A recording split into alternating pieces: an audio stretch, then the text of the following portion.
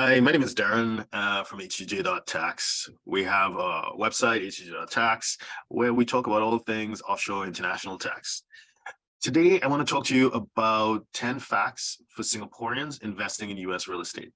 So I've been in Singapore for coming on 10 years now, and we've dealt with hundreds, probably thousands of clients who have, as non-Americans, invested in US real estate. So today, I was actually inspired by some emails I got just this morning here in Singapore from Singaporeans asking questions on particular treatment from a tax point of view of real estate income in the US versus the way it's treated in Singapore. So I thought I'd make this video. And the video will be pretty quick and very high level. If you want more details, feel free to reach out to us via our website, and we could probably schedule a more detailed consult to get into your unique situation. So again, this is not tax advice. We're having a general conversation here on what I consider to be, let's say, 4 facts that a Singaporean should keep in mind when they're investing in US real estate. So the first thing is, you need to pay taxes. It sounds simple. I know it sounds really simple, but trust me, some people haven't figured that out yet.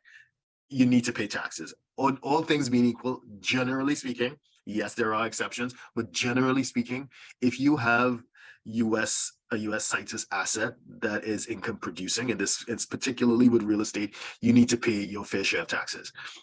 And those taxes will be due whether the income arises from rental activity or from actually selling a property.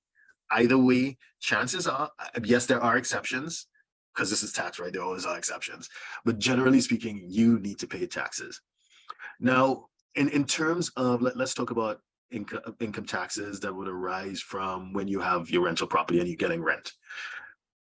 The default is that it's treated as something called FDAP. I know it's sounds opaque, but fixed determinable annual periodic. So it's a flat tax, a 30% withholding on the income that arises from your rental activity. Now, this 30% can be reduced by tax treaty. So for example, if you were in Indonesia, you may be able to get some sort of benefit because of the treaty that the US has with Indonesia, or Australia, New Zealand, or Philippines, and so on. Unfortunately, at this point in time, there is no tax treaty with Singapore, and we have no reason to believe that there's an intent to sign. Every once in a while it pops up, but seriously, it has no momentum. I don't expect any tax treaty with Singapore anytime soon. So it's going to be flat tax at 30%. However, you can elect for the rental activity to be treated as ECI, effectively connected income. So you speak to your chosen tax professional, you make that election, and you get to reduce your effective rate of tax. How do you do that? Because you get to deduct your expenses. You know, there's a code section 162, and we get into that later on. But you get to deduct expenses that are considered to be ordinary and necessary to that line of business, which is renting it out. So for example, your agent fees, whatever the property taxes, maybe if you have mortgage interest, HOA, homeowners association fees will be deductible, insurance, depreciation, stuff like that. So speak to your chosen tax professional, because that's one way potentially of seriously saving on taxes from your rental activity. So that's number 1. Number 2, in order to file tax returns with the US, you need tax IDs. And again, this is something that seems relatively obvious for some people, but not for others. You need a tax ID, and it's not going to be free. You're probably going to need to pay a professional to help you do it, because it's exceedingly difficult for an individual to figure out how to apply for a tax ID on their own. Assuming that you hold the property in your own name, which we never advise. You don't put stuff in your name. The US is particularly litigious, as you should know. So we would advise that you hold it through some sort of structure. But if you have it in your own name, you need an individual tax identification number. If you choose to apply for one in your own, you can go to the IRS website. You would see that you would need to send in your Singaporean passport. So you need to drop it with the courier, you put it in the mail, you mail it to the IRS, and you wait for however long it takes for them to process it and send back to you. Nobody wants to get to be without their Singaporean passport for a considerable period of time. Therefore, as I mentioned, you need to pay a professional. You go to the IRS website and look for certified acceptance agents in Singapore, and a bunch of them will pop up. We happen to be one of those acceptance agents in Singapore. But you don't need to choose us. You can choose anybody you like to help verify your passport, so you can hold on to it. And this person will certify that it is you who've signed this form, and they've witnessed everything, so everything is fair, so you can hold on to your passport. Alternatively, if you hold the rental property through a structure, the company that you use to hold the property needs to have a tax ID called an EIN.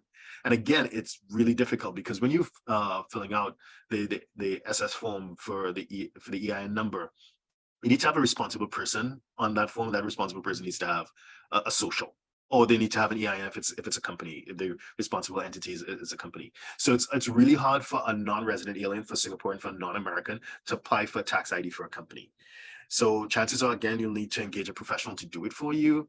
And it takes a bit, it takes a while. It needs to be faxed in. That person needs to get power of attorney. And then they need to call after it's been submitted and get it. And then it's mailed to you. And it takes a long time for mail to get from the US to Singapore, as everybody knows.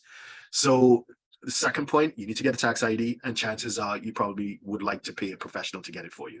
So again, the first thing is that taxes need to be paid, and for taxes to be paid, you need to get a tax ID. The third thing, implicit in the first point, the taxes need to be paid, we did mention expenses. The third thing is, and this is a fun point, you get to deduct expenses.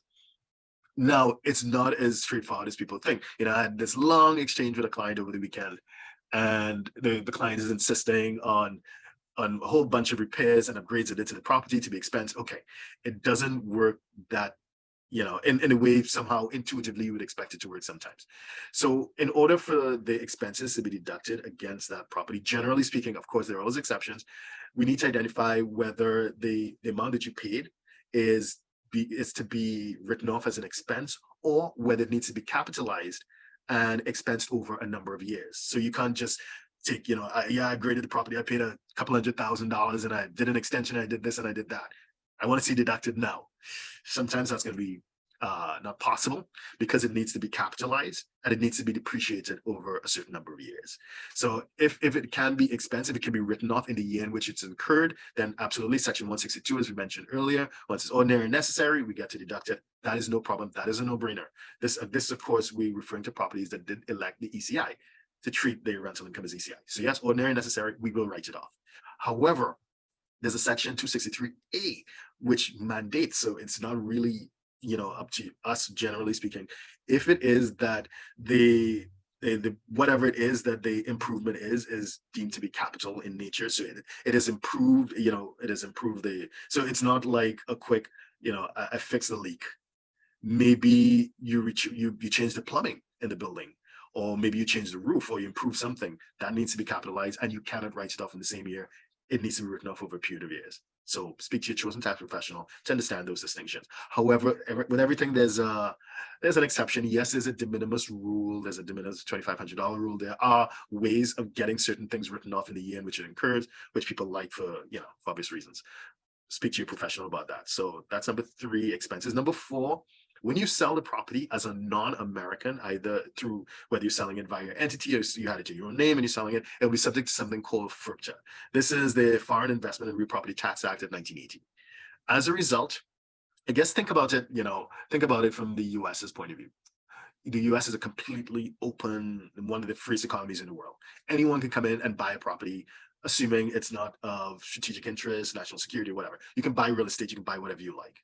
Now, people sell, taxes are due, and there's a serious incentive to just run away and not pay taxes, right? So as a result, there's a withholding. There's at the federal level, I think it's 50% withholding of the top line, the actual gross selling price. It'll be subject to withholding. And certain states, for example, California has a FIRPTA of 3 1/3%, I think it is. So again, of the top, they will withhold, and you file your return, timely file your return, and if the withholding at the federal or the state level is deemed to be excessive, you will get a refund. Or if you made a loss, sometimes, unfortunately, things didn't work out and it's a loss, you will get a refund, but the withholding must be done. So it's something that is the law. It's unavoidable. Actually, no, there are exceptions to every rule. This is tax, right? So you can apply for a withholding certificate, and it's going to be a relatively expensive process, and it does take some sort of strategic planning, because if it is that you have an offer on the table and that person wants to execute immediately, bear in mind that that withholding certificate application does take time. The IRS promises to turn it over within a few weeks or whatever, a couple months, but sometimes it takes longer. Sometimes it's quick. Most times it takes longer, right? So do bear that in mind. If it is that you intend to sell early on in that negotiation, when you're negotiating with the buyer, you may want to get your tax team involved to apply for that withholding certificate. So 4 things you need to keep in mind as a Singaporean investing in US real estate. If you want to find out more, if you want to engage us for a consult, please reach out to us at htj.tax. Thank you. So if you're a 6, 7, or 8-figure investor, entrepreneur, or business owner who needs a tailor-made solution from a qualified team of professionals, we can help you achieve the international lifestyle, the freedom, and even the tax savings you're looking for. Visit us at htj.tax and live that international life.